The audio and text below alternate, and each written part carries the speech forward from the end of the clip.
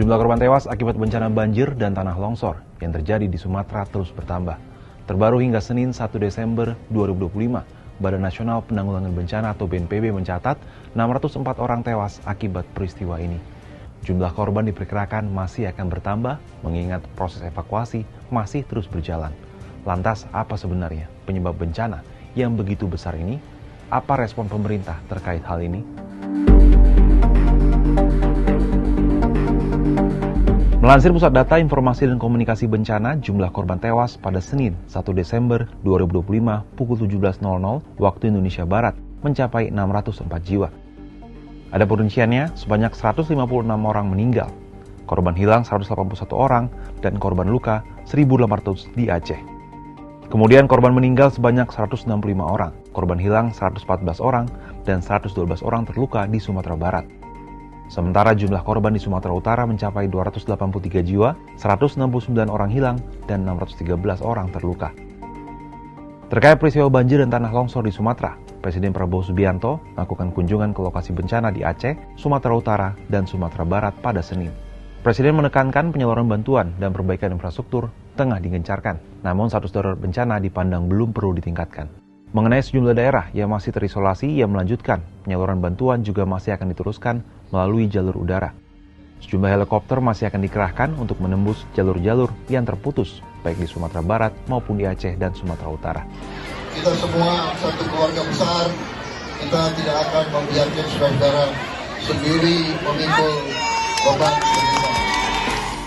Meski cuaca ekstrim jadi salah satu faktor pemicu bencana, namun bencana besar yang terjadi di 3 provinsi di Sumatera tak semata akibat perubahan iklim, tapi juga akibat kerusakan ekologis selama bertahun-tahun.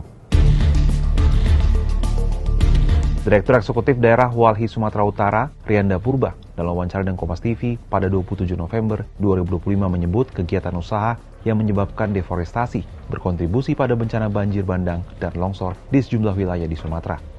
Walhi menilai bencana yang memakan ratusan korban jiwa ini disebabkan pula oleh akumulasi kerusakan ekologis yang telah berlangsung puluhan tahun. Kerusakan ekologis yang dimaksud adalah kerusakan hutan yang dipicu ekspansi investasi dan alih fungsi lahan baik secara legal maupun ilegal.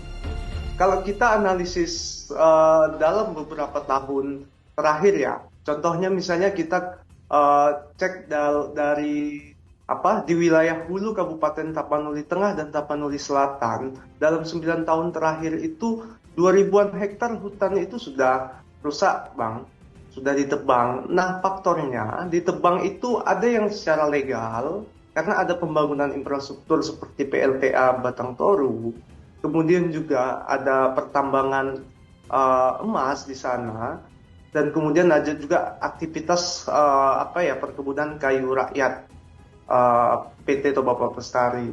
Ini aktivitas industri ekstraktif tersebut juga memperparah dari hujan cuaca ekstrim turun, jadi air itu langsung turun ke wilayah hilir.